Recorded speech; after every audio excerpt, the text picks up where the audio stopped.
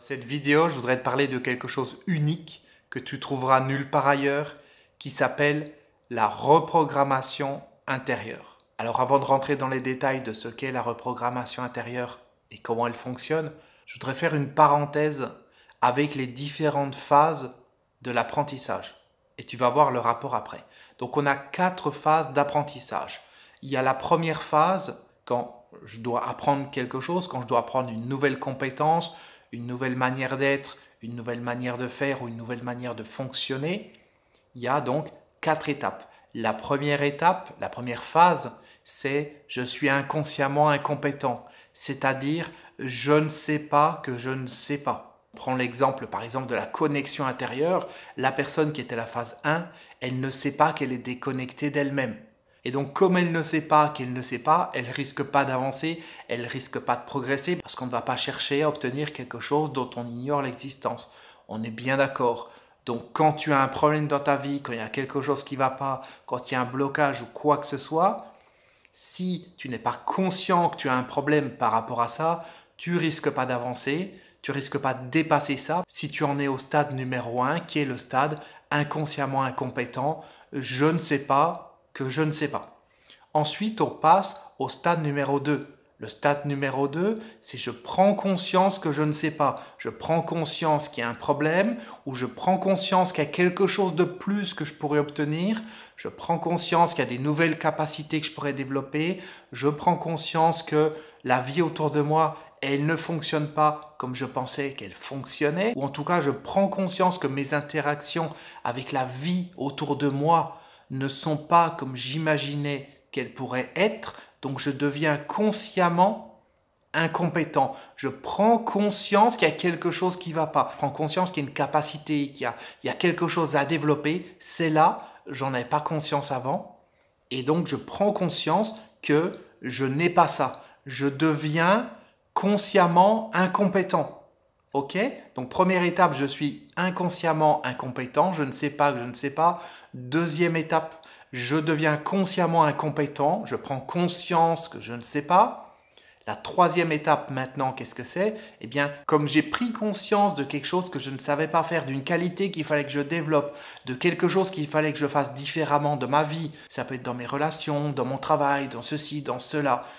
À partir du moment où j'ai pris conscience que je ne savais pas faire ça correctement, je vais faire des efforts, ou en tout cas je vais mettre en place des choses, je vais apprendre, je vais développer des choses pour arriver à réussir à faire ça. Et je vais réussir à le faire à partir du moment où j'y penserai, où je serai conscient. Et je deviens à ce moment-là consciemment compétent. Je sais faire les choses, mais il faut que je me concentre, il faut que je sois conscient. Si j'ai pas ça en tête, ça va pas se faire tout seul. On peut faire le parallèle avec la gestion du temps. Phase numéro 1, la personne ne sait pas qu'elle ne sait pas gérer son temps. Elle croit que tout va bien, la vie est normale, tout est ok, jusqu'au moment où elle passe en phase numéro 2 et elle se rend compte qu'il y a un problème avec sa gestion du temps. Comme on peut se rendre compte qu'il y a un problème dans notre travail, avec nos relations, avec la communication avec nous-mêmes, avec le monde extérieur, etc., etc. Donc on prend conscience qu'il y a quelque chose qui ne va pas. Phase numéro 2. Phase numéro 3, on fait ce qu'il faut pour que ça fonctionne. Gestion du temps, la personne prend son cahier, elle planifie son temps, etc. Au niveau des relations, elle se fait des feedbacks sur elle-même. Peut-être elle prend un coach, elle analyse un petit peu la situation, elle regarde quand ça va pas, qu'est-ce qui s'est passé, comment elle peut changer ça, etc., etc. Elle a en tête un certain nombre de techniques, on va dire, ou en tout cas un certain nombre de choses à faire ou à ne pas faire dans les relations. Et puis, quand elle est concentrée, quand elle est centrée là-dessus, elle va pouvoir plus ou moins, on va dire, réussir à faire les choses correctement. Elle peut tourner sa langue 7 fois dans sa bouche avant de parler, comme on dit, ne pas dire des conneries, ne pas froisser les gens, ou prendre un petit peu de recul avant de prendre des décisions, quoi que ce soit. Tu vois, on passe en phase numéro 3, qui est la phase donc où je suis consciemment compétent. J'arrive à faire les choses, mais il faut que je réfléchisse, il faut que je force, il faut que je mette de l'attention. Et puis ça reste plus ou moins bancal quand même, parce que c'est pas évident quand il faut tout le temps penser, ça ôte du naturel. On en vient ensuite à la dernière phase, qui est la phase 4, et cette phase, c'est où à force de faire les choses en y pensant, en y réfléchissant, je finis par devenir inconsciemment compétent. C'est-à-dire je sais faire les choses sans même y penser. C'est super fluide, ça se fait facilement. Je suis dans mes interactions avec les autres et puis tout est OK. J'arrive à communiquer correctement, j'arrive à être bon dans mon travail, j'arrive à gérer mon temps de manière intuitive, on va dire, ou instinctive. Tout fonctionne correctement, j'ai pas besoin de penser ou de réfléchir, ça se fait automatiquement en tâche de fond. Donc ça, c'est l'étape numéro 4, qui est l'étape entre guillemets ultime, où je suis inconsciemment compétent. Je m'en rends même pas compte, ça se fait tout seul. Donc ça, ces 4 phases, ces 4 étapes d'apprentissage, c'est quelque chose qui est relativement connu. Tu en as déjà entendu parler, sauf qu'il y a un gros problème avec ça. Il y a un gros problème avec ça, et le gros problème, qu'est-ce que c'est? C'est que ça passe par le mental. Ça veut dire que je dois réfléchir, je dois analyser. Pour passer en phase numéro 2, je dois prendre conscience d'un certain nombre de choses. Sauf que dans la vie, il y a des choses dont on n'a pas conscience. Et on ne peut pas prendre conscience parce que c'est au-delà du niveau de conscience. Par exemple, les perceptions subtiles qu'on peut avoir à l'intérieur de soi, la connexion avec les personnes autour de soi. Il y a tout un ensemble de petits paramètres, de petites choses qui sont subtiles, qui ne passent pas par la tête, qui ne passent pas par le mental, mais qui passent par le lâcher-prise et par le fait de laisser les choses être faites par une autre partie de nous qui n'est pas le mental. Ok? Donc, problème avec la phase numéro 2. Problème avec la phase numéro 3 aussi. Parce que concrètement, si je ne peux pas prendre conscience de ces petits détails, je ne peux pas me forcer pour réussir à les faire. Ça ne peut pas fonctionner. Si par exemple, je ne peux pas prendre conscience de tout un ensemble de paramètres énergétiques qui sont autour de moi, qui me permettent de me connecter à mon environnement, si je ne peux pas prendre conscience de ça parce que je ne suis pas câblé mentalement pour ça, et c'est normal, parce que c'est au-delà du mental. Si je ne peux pas prendre conscience de ça, je ne peux pas passer à la phase 2 et je ne peux pas non plus passer à la phase 3 et je ne passerai jamais à la phase 4. Et c'est ça le problème avec les méthodes d'apprentissage qui passent par la tête, qui passent par le mental. Et quand je te parle de reprogrammation intérieure, je te disais que c'est quelque chose d'unique qu'on trouve nulle part ailleurs parce que quand je travaille avec les personnes autour de moi en reprogrammation intérieure, on passe de la phase 1 à la phase 4 sans passer par les phases intermédiaires. C'est-à-dire qu'on passe de inconsciemment incompétent, la phase 1, à inconsciemment compétent, la phase 4. Et on ne passe pas par la phase 2 ni par la phase 3. Pour te donner un exemple, tout ce que j'ai pu développer dans ma vie ces dernières années, toutes les perceptions intérieures que j'ai pu développer, les manières de fonctionner, d'interagir avec les personnes autour de moi, d'interagir avec mes clients, d'interagir avec moi-même, d'interagir avec mon être intérieur, tout ça n'a rien à voir avec tout ce que j'ai lu dans les livres, vu dans des vidéos, entendu dans des stages ou des formations ou quoi que ce soit. Parce que tout ce que j'ai vu dans des stages, dans les formations, etc., ça passait par là. Ça passait par la phase 2 où tu prends conscience que oui, tu ne sais pas faire ceci. Ensuite, il faut que tu fasses des efforts. Et puis petit à petit, tu vas t'entraîner, tu vas pratiquer, tu vas faire tel ou tel exercice. Et puis après, tu arriveras à un résultat quand tu te forces, quand tu te fais violence ou quand tu mets de l'attention. Donc phase numéro 3. Et puis ensuite, petit à petit, ça deviendra automatique. Sauf que ça ne fonctionne pas. Ce qui s'est passé dans ma vie ces dernières années, c'est que j'ai découvert tout un ensemble de choses, tout un ensemble de modes de fonctionnement du monde autour de moi et de mon mode de fonctionnement également, et de modes d'interaction avec le monde et avec les personnes autour de moi, sans passer par la phase 2 et la phase 3. C'est-à-dire, j'étais à un niveau où je ne savais pas que certaines choses existaient, et je me retrouve à un niveau où je sais les utiliser, mais je ne sais pas comment je fais pour les utiliser. Ça ne passe pas par là. Pour me connecter en profondeur avec une personne, quand je suis en séance individuelle avec une personne, je ne peux pas mentalement t'expliquer comment je fais. Avant, j'étais dans cette phase 1 où je ne savais pas me connecter réellement avec les personnes autour de moi, j'étais inconsciemment incompétent. Alors oui, peut-être mentalement, j'avais quelques idées de choses qu'on peut lire dans les livres, mais j'étais à côté de la plaque. Et ensuite, je me retrouve directement à la phase numéro 4 où je deviens inconsciemment compétent. Je sais faire les choses, mais je ne sais pas comment je les ai apprises. Ce n'est pas le résultat d'un cheminement intellectuel. Ce n'est pas le résultat d'une explication. Quand je parle dans mes différents programmes de supprimer la distance entre l'observateur et l'observé, c'est-à-dire entre l'observateur et l'observé, ce qui est en face de moi. Quand je parle de ça ou quand je parle de sortir du mental, c'est la même chose. Concrètement, je ne sais pas comment je fais, je ne me suis pas entraîné à le faire, mais je sais le faire. C'est-à-dire que c'est comme descendre à l'intérieur de moi. Je ne sais pas, je ne me suis pas entraîné, ce n'est pas le résultat d'un entraînement. Tout ce que j'ai pu faire en essayant de m'entraîner par rapport à ça, ça n'a jamais fonctionné. Parce que ça ne m'emmenait pas vers une vraie connexion à moi-même, ça m'emmenait vers une image de la connexion à moi-même.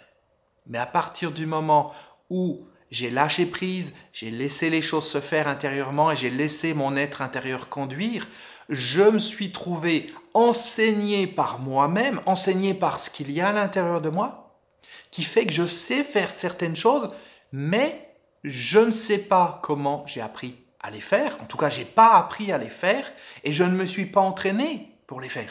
Je suis passé de ce niveau 1 à ce niveau 4, ce niveau de inconsciemment incompétent au niveau de inconsciemment compétent.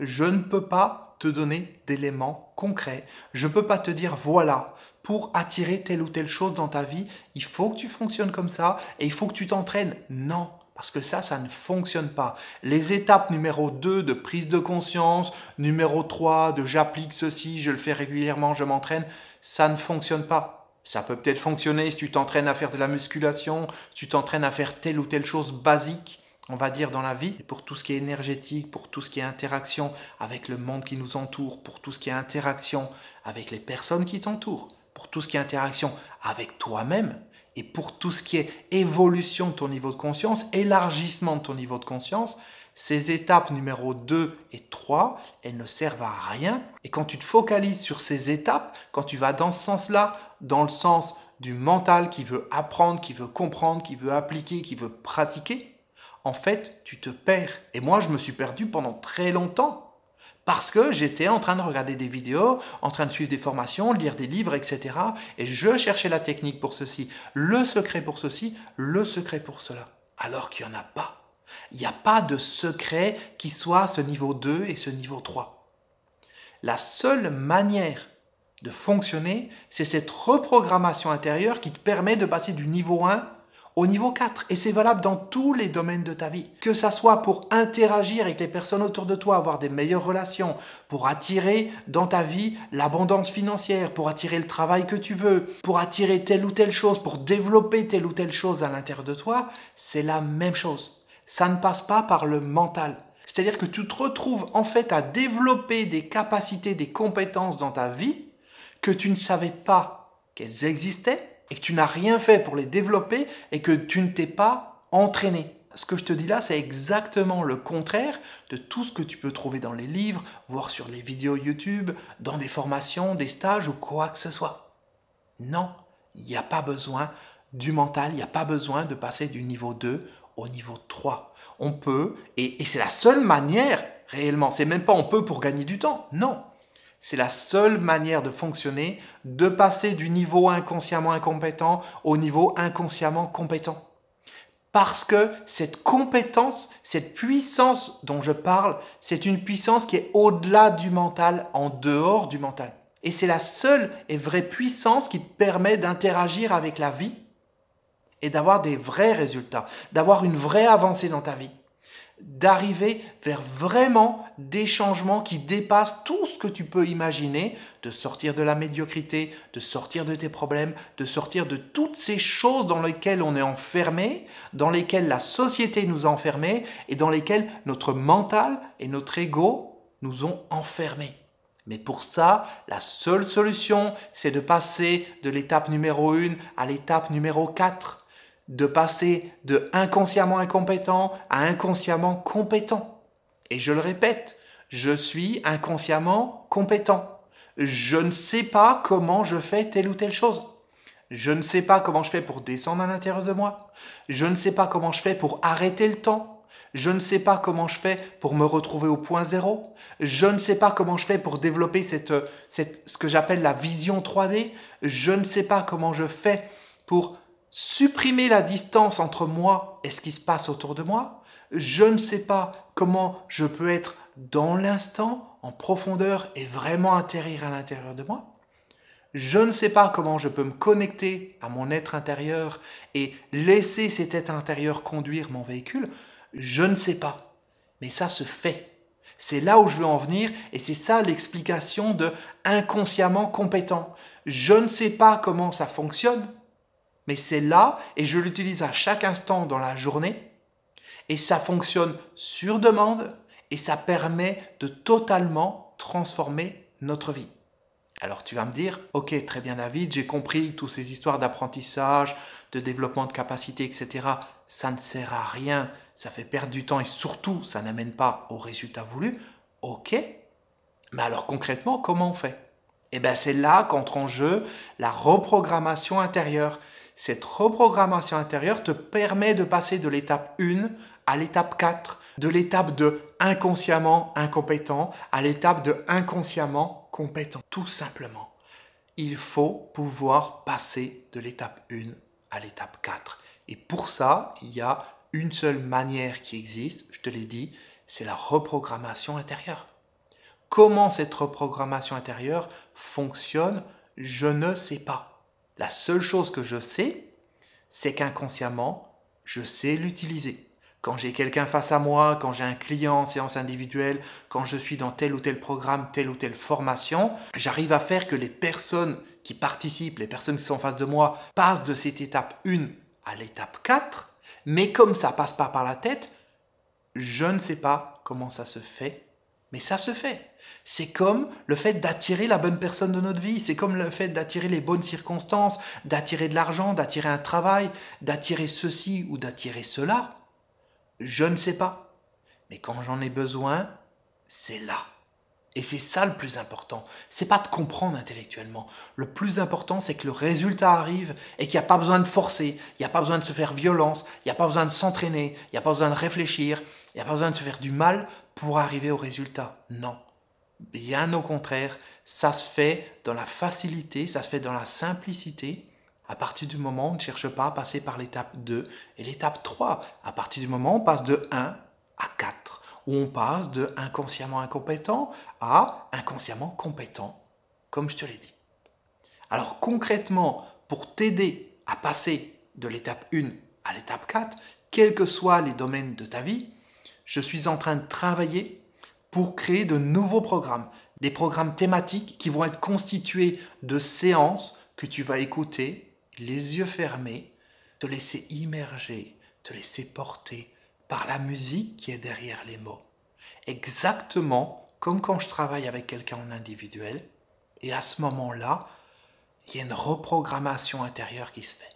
À ce moment-là, il y a quelque chose qui dépasse le mental, il y a quelque chose qui dépasse les explications, qui fait que le résultat est là. Et ça fonctionne tout le temps à partir du moment où on arrête de vouloir passer par ces étapes 2 et ces étapes 3. Et aussi bien entendu à partir du moment où on est guidé correctement par rapport à ça. Par quelqu'un qui arrive et qui vit dans sa vie le fait de pouvoir avoir ce niveau 4 qui est le niveau où je suis inconsciemment compétent. Ce niveau où je ne sais pas comment je fais les choses, mais j'arrive à les faire. Et c'est bien suffisant parce que les choses les plus puissantes ne peuvent pas se savoir, ne peuvent pas se comprendre, ne peuvent pas s'expliquer. Mais pourtant, elles peuvent se réaliser à chaque instant dans notre vie. Alors comment tu peux arriver à cette reprogrammation intérieure, quels que soient les domaines de ta vie, que ce soit le travail, que ce soit les finances, que ce soit les relations, que ce soit l'amour, que ce soit la connexion avec toi-même, que ce soit ta santé, ton bien-être, etc., etc. Comment tu peux arriver à ça? Comment tu peux arriver dans ces différents domaines à passer de l'étape numéro 1 où tu es inconsciemment incompétent à l'étape numéro 4 où tu deviens inconsciemment compétent, c'est-à-dire où tu sais faire les choses, où les choses se manifestent dans ta vie sans même que tu fasses d'efforts, aussi simplement que ça, et bien c'est ce qu'on verra dans la vidéo de demain.